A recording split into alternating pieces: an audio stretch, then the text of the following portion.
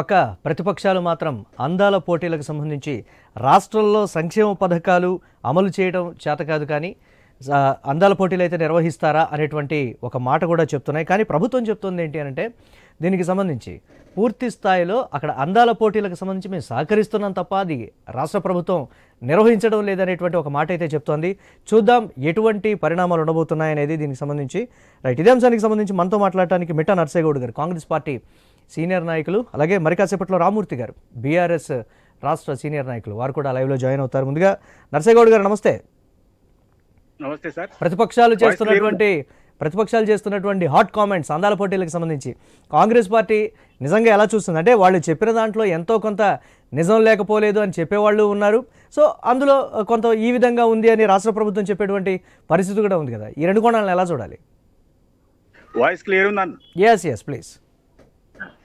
ఇప్పుడు ప్రతిపక్షాలకు విమర్శల కొరకు విమర్శలు చేస్తున్నట్టుగా ఉంది తప్పితే, ఇప్పుడు అందాల పోటీలు నిర్వహించడం వల్ల రాష్ట్ర ప్రభుత్వానికి ఏ రకమైన నష్టం వస్తుంది, రాష్ట్ర ప్రజలకు ఏ రకంగా నష్టం వస్తుంది, ప్రతిపక్షాలకు ఏ రకంగా నష్టం వస్తుందండి? ఈ రోజు అందాల పోటీలు నిర్వహించడం వల్ల, మనం సహకరించడం వల్ల ఇలా ప్రపంచ వ్యాప్తంగా తెలంగాణలోని టూరిస్టు ప్లేసులు కానీ, మనకు సంబంధించిన వారసత్వ సంపద కానీ, చూడవలసిన ప్రదేశాలు కానీ 200 దేశాలలో స్ట్రీమ్ అవుతా ఉన్నాయి. అందరికీ తెలుస్తా ఉంది. రేపు పొద్దుగాల హోటల్ ఇండస్ట్రీ కానీ, లేకపోతే సాంస్కృతిక ఇండస్ట్రీ కానీ, లేకపోతే ఈ ఉద్యోగాలకు సంబంధించిన కానీ, విదేశీ మారక ద్రవ్యానికి సంబంధించిన నిధులు కానీ అన్ని పెరగడానికి ఈజీగా ఫ్రీగా వస్తున్నటువంటి పబ్లిసిటీ. ఈ రకంగా చూస్తే మన తెలంగాణ ప్రభుత్వానికి, తెలంగాణ రాష్ట్రానికి లాభమే తప్ప నష్టం ఎక్కడ ఉందండి? కేవలం విమర్శలు చేయాలి కాబట్టి బోడగుండుకు మోకాలకు లింక్ పెట్టి మాట్లాడితే ఎట్లనండి? ప్రభుత్వం అమలు చేస్తున్నటువంటి పథకాలకు ఈ అందాల పోటీలకు ఎలాంటి సంబంధం లేదు. ఈ అందాల పోటీలు ఏమైనా సంవత్సరం పొడుగుతా నడుస్తాయా, 5 సంవత్సరాలు నడుస్తాయా? వీళ్ళు ఏం మాట్లాడుతున్నారండి ప్రతిపక్షాలు?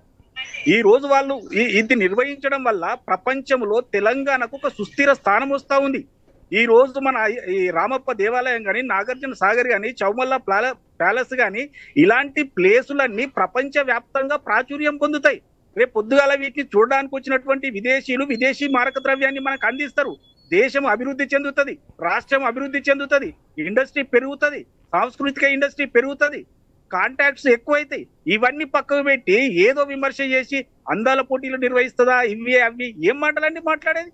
అంటే రాష్ట్రం అభివృద్ధి కొరకు వీళ్ళకి ఏం ఆలోచన లేదా? కేవలం ఏ అభివృద్ధి జరగకుండా ఆటంకాలు సృష్టించడమే ప్రతిపక్షాల పని. నేను సూటిగా ప్రశ్నిస్తున్నా, ఎవరో దమ్ముంటే ముందుకు రండి, చర్చ పెట్టుకుందాం.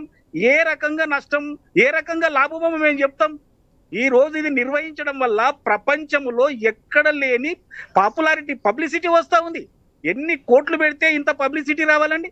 ఈ రోజు ఈ ప్రపంచంలో ఉన్నటువంటి అందాల పోటీకి వచ్చి హాజరైనటువంటి భామలందరూ రావడం వల్ల హోటల్ ఇండస్ట్రీ పెరగలేదా అండి? కొన్ని కోట్ల రూపాయల లాభం రాష్ట్ర ప్రభుత్వానికి.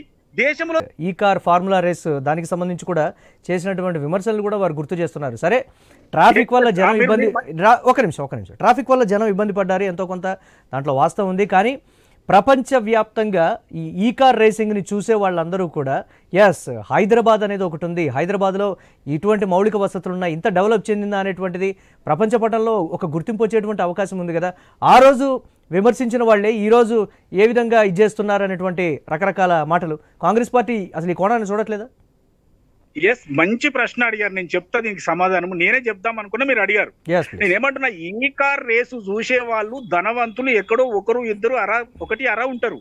కానీ అందాల పోటీలు చూసే వాళ్ళు సామాన్యుల నుంచి మొదలు పెడితే గొప్ప వాళ్ళ వరకు, చిన్న పిల్లల నుంచి మొదలు పెడితే పెద్దవాళ్ళ వరకు ప్రతి కుటుంబం కూడా తిలకిస్తుంది. అంటే ప్రచారం దానికి దీనికి ఎంత తేడా ఉందండి? రెండో ముఖ్యమైన విషయం ఏంటంటే, వాళ్ళు ఈ కార్ రేసు నిర్వహించినప్పుడు ఎన్ని తప్పిదాలు చేసిరో, ఎన్ని కోట్ల నష్టం వచ్చిందో స్పష్టంగా అందరికీ తెలిసిన విషయాలు అవన్నీ బయటికి వచ్చినాయి. ఇదే అందాల పోటీ చేయడం వల్ల ₹1 నష్టం లేకుండా కోట్ల రూపాయల ఇటు హోటల్ ఇండస్ట్రీ కానీ, లేకపోతే సాంస్కృతిక ఇండస్ట్రీ కానీ, ఈ పబ్లిసిటీకి కానీ ఎంత వస్తా ఉందండి? దానికి దీనికి సంబంధమే లేదు. మోకాలకు బోడిగుండుకు ముడిపెట్టి మాట్లాడుతూ ఉన్నారు. ఈ కార్ రేసింగ్ అనేది ఫెయిల్యూర్ ప్రాజెక్టు. ఎవరు కూడా చూడలేదు. హైదరాబాద్ లో ఎక్కడో 4-5-10 మంది చూస్తారు ఆ కార్ల గురించి. కానీ అందాల పోటీలకు దానికి దీనికి ఏమి సంబంధం అని? అందాల పోటీలు పెట్టడం వల్ల 200 దేశాలలో ప్రతి ఇంటికి మన తెలంగాణ వారసత్వ సంపదను పరిచయం చేసినాం. ఇలా చౌమల్ల ప్యాలెస్ కానీ, లేకపోతే చార్మినార్ కానీ, రామప్ప టెంపుల్ కానీ, నాగార్జున సాగర్ అందాలు కానీ, ఇవన్నీ కూడా రూపాయి ఖర్చు లేకుండా ప్రపంచ వ్యాప్తంగా ప్రచారం చేసుకోగలిగినాం. రేపు పొద్దుగాల ఈ 200 దేశాల నుంచి ఎక్కడికి వస్తారండి? తెలంగాణకు వచ్చి ఇవన్నీ చూసినప్పుడు వాళ్ళ విదేశీ మారక నిల్వలు మనకి పెరుగుతాయి. ప్రతిపక్షాలు వేస్తున్నటువంటి ప్రశ్న నర్సగౌడ్ గారు, ఒక సూటి ప్రశ్న. ప్రతిపక్షాలు వేస్తున్నటువంటి ప్రశ్న ఏంటి అంటే, దీనికి సంబంధించి నేరుగా నిర్వహిస్తోందా లేకపోతే నిర్వహణకు సహకరిస్తోందా కాంగ్రెస్ పార్టీ? ఏం చెప్తారు? సరే, ఇప్పుడు మేము నిర్వహణకు సహకరిస్తున్నామని చెప్పినా, నేరుగా నిర్వహించినా ఏది కూడా తప్పు కాదంటున్నా. వాళ్ళకు దీంట్లో విరుపుల అవసరం ఏందండి? సహకరిస్తున్నామని మేము చెప్తున్నాం. లేదు, మీరు అన్నట్టు నేరుగానే నిర్వహించినా తప్పేముందంటున్నా. ముందు రాష్ట్ర ప్రజల లాభమే కదా నర్సగౌడ్ గారు, రాష్ట్ర ప్రజల సంక్షేమం, రాష్ట్ర ప్రజల కాంట్రాక్ట్లు ఇచ్చి మోసం చేస్తున్నామా? వరల్డ్ వైడ్ గా ఒక్క నిమిషం. ప్రపంచవ్యాప్తంగా హైదరాబాద్ హెరిటేజ్ సంపద కావచ్చు, లేకపోతే ఇతరత్ర అన్నీ కూడా గ్లోబలైజ్ అవ్వాలనేది అందరూ కోరుకునేటువంటి పరిస్థితి. కానీ రాష్ట్రంలో అంతర్గతంగా సంక్షేమ పథకాలు ఎంతమందికి అందుతున్నాయి? నిజంగా అందరూ సంతృప్తి స్థాయిలు బాగున్నారా? వాటిని చూసిన తర్వాత వీటి మీద దృష్టి పెడితే బాగుండేది అనేటువంటి ప్రతిపక్ష మాటలో ఎంతో కొంత వాస్తవం లేదంటారు. అలా చూడకూడదా?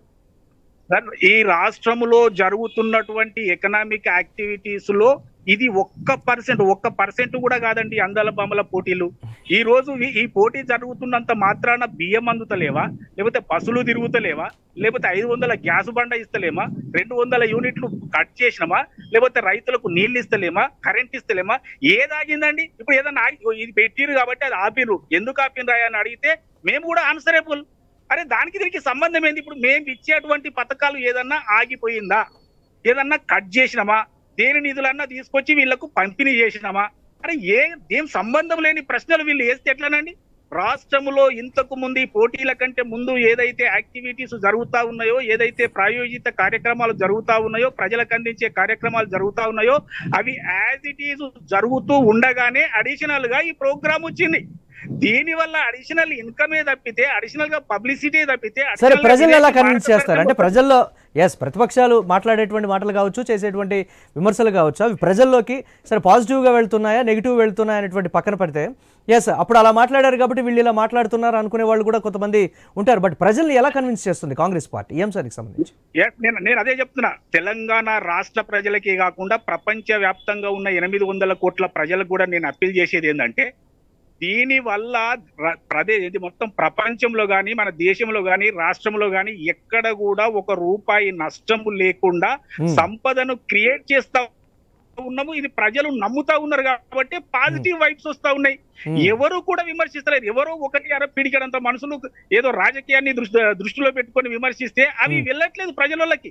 ఎవరినన్నా మీరు కదిలించి చూడండి, ఇది తప్పు.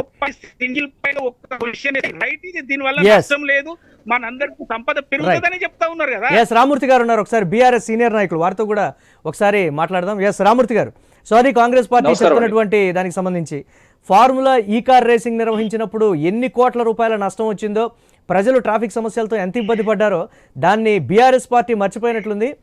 అందాల పోటీలు నిర్వహించడం వల్ల వరల్డ్ హెరిటేజ్ అంటే తెలంగాణ సంస్కృతి సాంప్రదాయాలు విశ్వవ్యాప్తం అవుతున్నాయి, అదనపు ఆదాయం కూడా వస్తుంది తప్ప ఎక్కడ ప్రజలు ఇబ్బంది పడుతున్నారు, ఇంకా ఎంటర్టైన్మెంట్ ఫీల్ అవుతున్నారు తప్ప అనేటువంటి ఒక మాట కూడా మాట్లాడుతోంది. ఏం చెప్తుంది బీఆర్ఎస్ పార్టీ?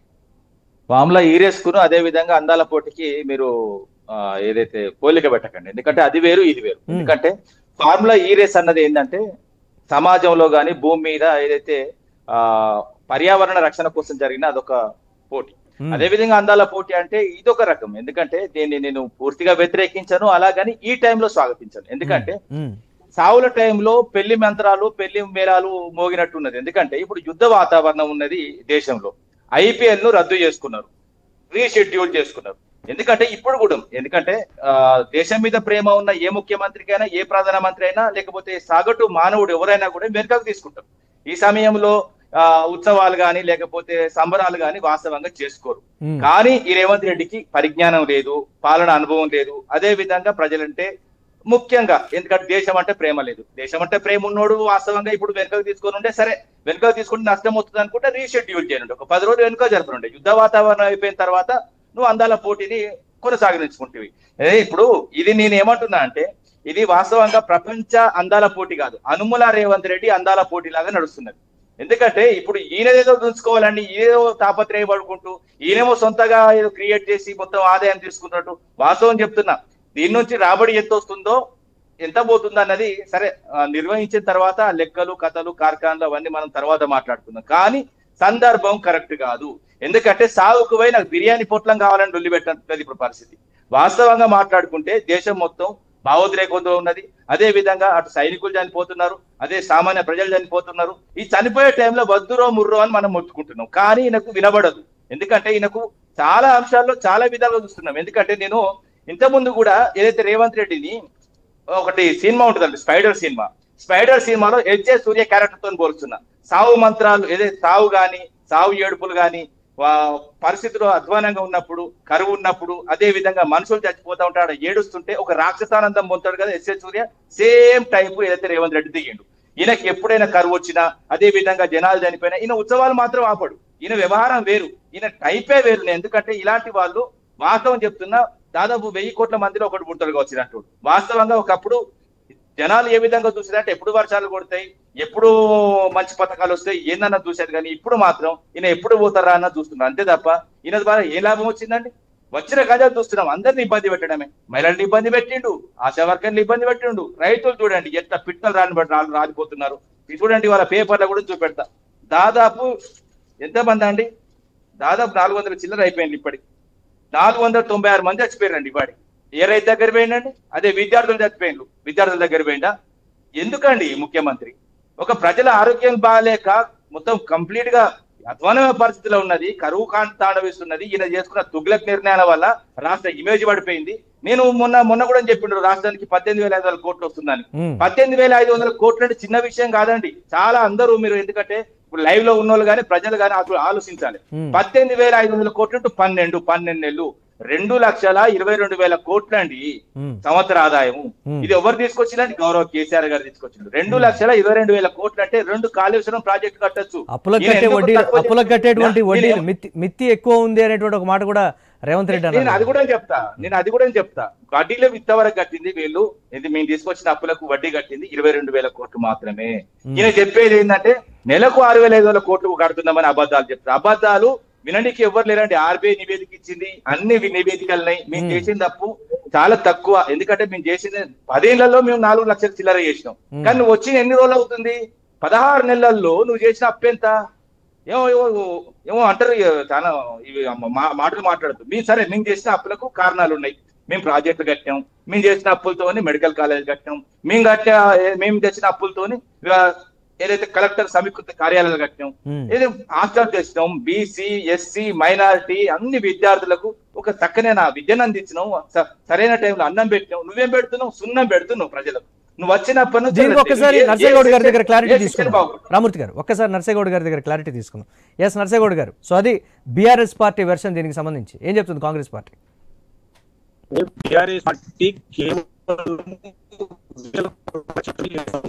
మీ వాయిస్ వీడియో ఎట్లా స్ట్రక్ అవుతుందో మీ గవర్నమెంట్ కూడా అట్లా స్ట్రక్లే ఉన్నది. ఇప్పుడు ప్లీజ్ మీకు సిగ్నల్ లేదు, మీ పార్టీకి సిగ్నల్ లేదు, ప్రజలతో మీకు సిగ్నల్ కట్ అయింది. ఎస్ నర్సేగౌడ్ గారు, ఎస్ మీ వాయిస్ కట్ అవుతుంది. ఎస్ రామూర్తి గారు ప్లీజ్. సిగ్నల్ కాదండి, వాళ్ళ ప్రజలతోనే కనెక్షన్ కట్ అయింది. ఎస్ లాస్ట్ గా కంక్లూజన్ ఇవ్వండి రామూర్తి గారు. ఎస్ కంక్లూజన్ ఇవ్వండి. ఏమంటున్నా సరే, ఇప్పుడు ఆయన మాట్లాడేది వాళ్ళకి అర్థం కాదు. వాళ్ళ పార్టీ పని నర్సేగౌడ్ గారు సిగ్నల్ నేను చెప్పడం కాదు, ముఖ్యమంత్రి గారే చెప్తా ఉన్నారు 6,500 కోట్లు ప్రతి నెల కిస్తీలు మిత్తిలు కడుతున్నాం. అబద్ధాలు అడగండి. నరసన్న గౌడ్ గారు మీ అబద్ధాలతో ఆపండి. అనుముల రేవంత్ రెడ్డి కాదు, నేను చెప్తున్నా అనుముల రేవంత్ రెడ్డి కాదు, అబద్ధాల రేవంత్ రెడ్డి అని పేరు మార్చుకోవాలి. జనాలు సిద్ధంగా లేరు. మీ అబద్ధాలు చెప్తే వినికి లేదు. నేను చెప్తున్నా, మరీ చెప్తున్నా, అనుముల రేవంత్ రెడ్డి కాదు, అబద్ధాల రేవంత్ రెడ్డి. అబద్ధాల రేవంత్ రెడ్డి ఉంటారు. ప్రజల కష్టాలు చూస్తా ఉన్నారు.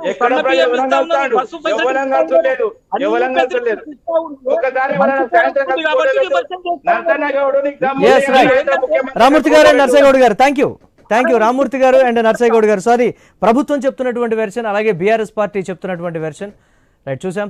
రైట్, థ్యాంక్ యూ నర్సేగౌడ్ గారు అండ్ రామూర్తి గారు డిబేట్లో పార్టిసిపేట్ చేసినందుకు. ఇవి